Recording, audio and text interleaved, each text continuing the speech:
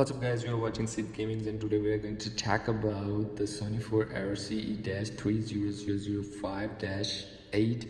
It's a system error, corrupted error. You just go to the power option and turn off, and then you just go to the safe mode and connect your DualShock with the USB cable, and then here we are. You just go to the reset default setting and rebuild database. Tap on the rebuild database.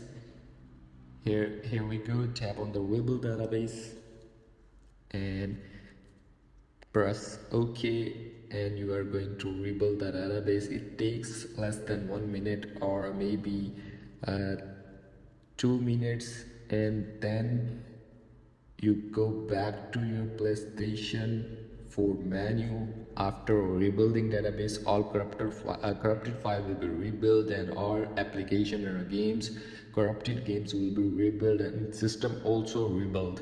So that's how that simply you can fix this error.